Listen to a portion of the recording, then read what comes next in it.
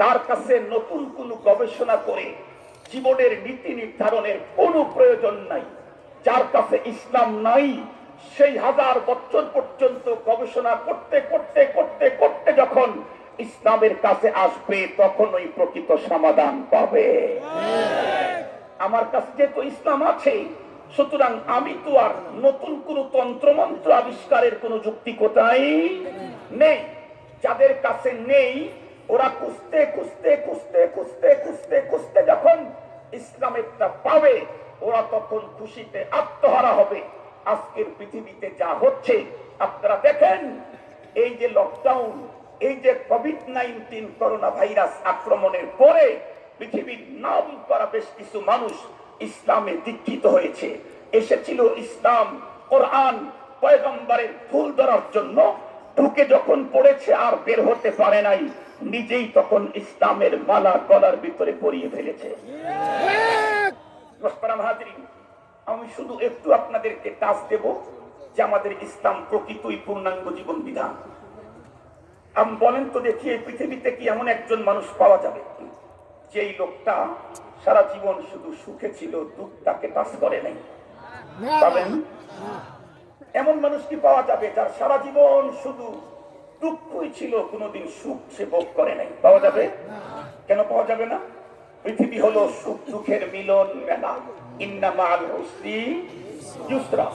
দুঃখ আছে, সুখ আছে, সুখ আছে, দুঃখ আছে। দুনিয়াতে যে সুখ দুঃখ প্রত্যেক মানুষকেই এটা নিতেই হবে, তার জ্বলন্ত প্রমাণ আধা ঘন্টা ওয়াজিব দরকার নেই। আমি শুধু 2 জন মহিলার নাম বলবো, তাই বুঝবেন যে দুনিয়াতে সুখ দুঃখ হবেই হবে। 2 মহিলার শুধু নাম বলবো। আমার জানা মতে বাংলাদেশে এই 2 জনের চাইতে বড় দামি মানুষ আর নাই জগতের দিক থেকে। একজন এখনকার প্রধানমন্ত্রী আর একজন তখনকার প্রধানমন্ত্রী। চিনেন তো আপনারা? এই 2 জন মহিলার দিকে তাকায় দেখেন, একজনের যখন সুখ হয় আর একজনের দুঃখের সীমা থাকে না, আর একজনের যখন দুঃখ হয় আবার ওই জনের সুখের সীমা থাকে না। ঠিক বললাম না? ঠিক বললাম? তাহলে আমার দেশের যত বড় ডিগ্রিদারি হোক, London, German, Japan, America, Scotland, Ireland, Finland, দুনিয়ার কত ল্যান্ডে গেল আর কত রকমের ডিগ্রি নিয়ে আসলো, নিয়ে আসার পরে ইক্তেদা করতে হয় এই 2 জনের পিছনেই। কথা বলেন না কেন? কথা বলেন না কেন? ইক্তেদা তো এই 2 জনের পিছনেই করতে হয়। আজ পর্যন্ত তো কেউ ইমাম হওয়ার যোগ্যতা দেখায় নাই। এক চাচা ইমামতি করতে চেয়েছিল কিন্তু শেষ পর্যন্ত পারল না, দুনিয়া ছেড়ে চলে গেল। খুব ভালো করে বুঝবেন। তাহলে এই দেশের ভিতরে সবচাইতে পাওয়ারফুল যে 2 জন, সেই 2 জনেরই একজনের সুখ আর একজনের দুঃখ, আর একজনের সুখ আর একজনের দুঃখ। তাহলে বোঝা গেল সুখ দুঃখ দুনিয়াতে আসেই। আমারও একদিন সুখ হবে, একদিন দুঃখ হবে, আপনাদেরও একদিন সুখ হবে, একদিন দুঃখ হবে। এখন কোন মানুষ সুখ পেলে, আনন্দ পেলে সে কিন্তু হাসবে। কথা বলেন না কেন? কেউ যদি সুখ পায়, আনন্দ পায়, সে হাসবে না? কেউ যদি দুঃখ পায়, বেদনা পায়, লাঞ্ছনা পায়, তাহলে সে কাঁদবে। এখন বলেন তো দেখি, হাসার কাঁদার জন্য কি সুইচ টিপতে হয়, বাটন টিপতে হয়, ক্লিক করতে হয়, কাজ করতে হয়? আমাদের দেশের আধুনিক শিক্ষিত যুবকেরা বলে, হুজুর বিজ্ঞান কত সাধন করেছে। কি হুজুর? দেখেন, দরজার সামনে গেলে দরজা অটোমেটিক খুলে যায়, ভিতরে ঢুকলে আবার এমনি বন্ধ হয়, অটো সেন্সার তৈরি করেছে। আমি ওই যুবকদেরকে বলি, এই যুবক, বিজ্ঞান তো অটো সেন্সার তৈরি করেছে মাত্র কিছুদিন আগে। সে অটো সেন্সার এক দরজার সাথে লাগাইলে 2 মাস, 6 মাস, 9 মাস পরে আবার নষ্ট হয়। আর আমার মালিক তো হযরত আদম আলাইহিস সালামকে যেদিন তৈরি করেছে ওই দিন ওনার ভিতরে অটো সেন্সার লাগাই দিয়েছে। তোমার মধ্যেও দিয়েছে, আমার মধ্যেও দিয়েছে। বিজ্ঞান তো অটো সেন্সার লাগাইছে, গরিবের ঘরে লাগানো যায় না, বড় লোকের ঘরে লাগায়। আর আসমানের মালিক তো অটো সেন্সার লাগাই দিয়েছে, যার একটা হাত নাই, পা নাই, ওর ভিতরে অটো সেন্সার লাগানো আছে। অটো সেন্সার কি? কেউ যদি আনন্দ পায়, খুশির কিছু পায়, তাহলে সে অটো সেন্সারের কারণে একাই হেসে দেয়। ওকে ক্লিক করা লাগে না, কাজ করা লাগে না, বলা লাগে না বাবা হাসো হাসো হাসো, বলতে হয় নাকি? কেন? সেন্সার লাগানো আছে। আনন্দ পেলে, খুশি পেলে হেসে দিবে অটো সেন্সারের কারণে। দুঃখ পেলে, বেদনা পেলে কেঁদে ফেলবে অটো সেন্সারের কারণে। এই যে হাসি আর কান্না, পৃথিবীর প্রতিটি মানুষের জীবনে আছেই। কথা বলেন, পৃথিবীর প্রতি মানুষের জীবনে আছেই আছে। সেই হাসি আর কান্নার ব্যাপারেও ইসলাম আমাকে স্পষ্ট নীতিমালা দিয়েছে। আল্লাহু আকবার বলেন। আমি যে হাসবো আর কান্না করব, এটার ব্যাপারেও ইসলাম আমাকে স্পষ্ট নীতিমালা দিয়েছে। তুমি মুসলিম, যেমন খুশি তেমন হাসি দিতে পারবা না। তুমি মুসলিম, ব্যথা তোমার যতই হোক, যেমন খুশি তেমন কান্না করতে পারবা না। তুমি মুসলিম, অটো পদ্ধতিতে পাস করছো, তাও আবার গোল্ডেন এ প্লাস। হাসি তো তোমার বাদ ভাঙ্গা হবে, একে তো অটো পাস, তারপরে গোল্ডেন এ প্লাস।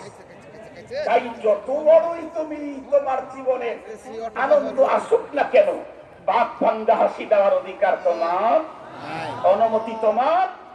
আরো জোরে বলেন। সহজ ভাষায় এই দুইটা কথা বললে আমার বয়ান শেষ নেই। হাসির ব্যাপারে আমার মডেল আমার রাসূল। কথা বলেন, হাসির ব্যাপারে আমার মডেল কে? কান্নার ব্যাপারে আমার মডেল আমার ইসলাম, আমার রাসূল। আমার রাসূল হাসি কান্না দুইটারই মডেল। ইসলাম আমাকে স্পষ্ট নীতিমালা দিয়েছে হাসি ব্যাপারে, কান্নার ব্যাপারে। মাত্র অল্প সময় লাগবে, কথাটা শুনে। হাদিসে পাকের কি তাফসীরের কিতাবে এসেছে হাসা হাসি হলো 3 প্রকার। কয় প্রকার? আরবি নাম বলবো না বাংলা নাম বলবো? আরবি নাম বলি। আরে আরবি নাম বলবো, কারণ আরবি কতগুলা। আপনারা পেটন সারা পড়ছেন, আপনারা আরবি নাম নাই বললেন। আমরা যেহেতু পেটন খেয়ে পড়েছি, এই জন্য আমি আরবি নাম গুলাই বলবো। 1 নাম্বার তাবাসসুম, 2 নাম্বার যাহিক, 3 নাম্বার কাহকাহা। মনে থাকবে তো ইনশাআল্লাহ? তাবাসসুম, যাহিক, কাহকাহা, 3 নাম্বার তো 3 নাম্বার মনে রাখবেন। 1 নাম্বার তাবাসসুম, তাবাসসুম হলো মুস্কি হাসি। শেষেরটা হলো কাহকাহা, 3 নাম্বার অট্ট হাসি। যাহিক বাইনাহুমা, এর মাঝখানকারটা। তাবাসসুম মুস্কি হাসি, যাহিকের ভিতরে হালকা আওয়াজ হবে, একটু দাঁতও বের হতে পারে। কিন্তু কাহকাহা হলো অট্ট হাসি। আমার রাসূল যেহেতু আমার মডেল, আর ইসলাম আমাকে হাসির ব্যাপারে নীতিমালা দিয়েছে। আমার রাসূল পৃথিবীতে বেঁচে ছিলেন 63 বছর। ক্বাবলান নবুওয়াত 40, বাদান নবুওয়াত 23। নবীজির টোটাল জীবনে ওয়ান টাইম একবারও অট্ট হাসি দেননি। আল্লাহু আকবার বলেন। আমার রাসূল তার 63 বছরের জীবনে একবার অট্ট হাসি দেননি। অট্ট হাসি কি হাসি বুঝবেন? একজন মুসলমান পুরুষ নামাজ পড়া শুরু করে দিয়েছে। নামাজের ভিতরে কেউ একটু কোনো কিছু করছে, হাসি আসছে, কিন্তু হাসিটা অট্ট হয়ে গেছে। তাহলে তো নামাজের কোনো সমস্যা হয়নি। কি সমস্যা হয়েছে? কয়টা সৌসের কাছে ঠিক হয়ে যাবে? গোটা 10টা দিয়েও ঠিক হবে না। তার মানে কি নামাজ শেষ? আচ্ছা, নামাজ শেষ। শুধু কি নামাজ শেষ, আবার নামাজ পড়তে পারবে নাকি ওযু করতে হবে? অট্ট হাসি এমন সিরিয়াস হাসি যে হাসি নামাজের ভিতরে দিলে নামাজ তো শেষ হয়, ওযুটাও শেষ হয়ে যায়। এই জন্য এই হাসি আমার রাসূল জীবনে হাসেন। আমার রাসূল সবসময় হাসতেন মুস্কি হাসি, তাবাসসুম। নবীজির এক সাহাবী বলেন, আমার জীবনে নবীজির সাথে যতবার সালাম মুসাফা করেছি, ততবার নবীজিকে মুস্কি হাসি দিতে দেখেছি। এই জন্য আমরা খুশি আনন্দ পেলে মুস্কি হাসবো, এমনকি সালাম দিতে গেলেও মুস্কি হাসবো। ইনশাআল্লাহ রাজি আছি না? মুসাফা করতে গেলে মুস্কি হাসি দেবো। যদি কখনো আনন্দটা খুব বেশি হয়, অটো পাস তারপরে গোল্ডেন এ প্লাস, তাহলে আনন্দটা অনেক বেশি না, এটা মুস্কি হাসি দেখ হবে নাকি? তাহলে একটু যাহিক হাসেন, দাঁত বের করেই হাসেন, দাঁত বের করেই হাসেন। কয়টা বের করবেন? কি রুবাইয়াত, আদ্রাস, নওয়াজিস, নবীজির কয়টা দাঁত বের হইতো, এটা হাদিসে পাকের মধ্যে স্পষ্ট আছে। লম্বা কথা বললে বর্ণনা করতে চাই না, তবে অট্ট হাসি দেওয়ার অনুমতি নাই। হাসির ব্যাপারে কথা শেষ করে দিলাম। তবে দুঃখের সাথে একটা কথা না বললেই নয়, আমার দেশের পুরুষেরা যে পরিমাণে অট্ট হাসি দেয়, মুসলিম নারীরা তার চাইতে আরো একটু আগানো। অথচ মুসলিম নারীদের ব্যাপারে কোরআন তাদের আওয়াজের ব্যাপারে স্পষ্ট নীতিমালা দিয়েছে। ইয়া নিসাআন নবী লাসতুন্না কাআহাদিম মিনান নিসা আল্লাহু আকবার তাকাইতুন্না ফালা তাতআনা বিল কওল فيطمع الذي في قلبه مرض وقلنا قولا معروفا।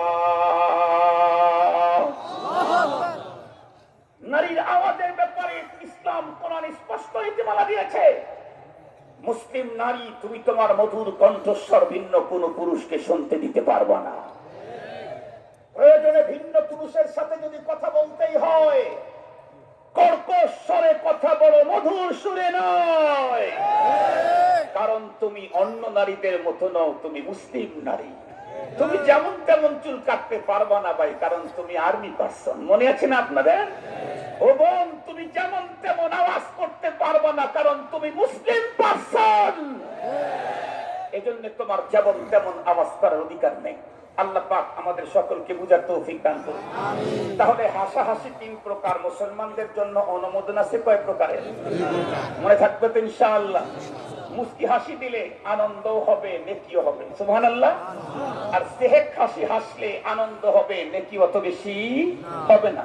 আর অট্ট হাসি দিলে গুনাই গুনাহ, অট্ট হাসি দিলে গুনাই গুনাহ। মনে থাকবে তো ইনশাআল্লাহ। এবার দেখি কান্নার ব্যাপারে আমাদের শরীয়ত কি নীতিমালা দিল। ব্যথা পেয়েছি, আঘাতপ্রাপ্ত হয়েছি, কান্না তো আসবেই। মালিক কিন্তু অটো সেন্সার দিয়েছেন, কান্না তো আসবেই। কিন্তু অটো সেন্সার দেওয়ার পরেও মালিক আবার কি করেছেন? মালিক আবার ওইখানে নীতিমালা দিয়েছেন। আপনারা যারা গাড়ি চালান দেখবেন, গাড়ির ভিতরে গতির যে উপরের কাঁটাটা চলে, এটা কি বলে? মিটার। মিটারের কাঁটা দেখবেন যারা গাড়ি চালান, কিছু দূর এই গাড়ির স্পিড হয়তো দেওয়া আছে 180 পর্যন্ত, কিন্তু 60 বা 80 পর্যন্ত দেওয়া আছে হলো গ্রিন কালার, এরপরে দেওয়া আছে হলো হলুদ কালার, এরপরে দেওয়া আছে লাল কালার। তার মানে গতি তো আছে, তুমি 180 পর্যন্ত চালাবা, কিন্তু তুমি যদি নিরাপদে থাকতে চাও তাহলে 60 থেকে 80-র মধ্যে থাকো, এটা হলো গ্রিন। তার মানে আমাকে তো অট্ট হাসি দেওয়ার যোগ্যতা দিয়েছেন আল্লাহ, কিন্তু তুমি যদি গুনাহ থেকে নিরাপদে থাকতে চাও তাহলে মুস্কি হাসির চাইতে একটু বাড়ায়া সেহেক পর্যন্ত যাও।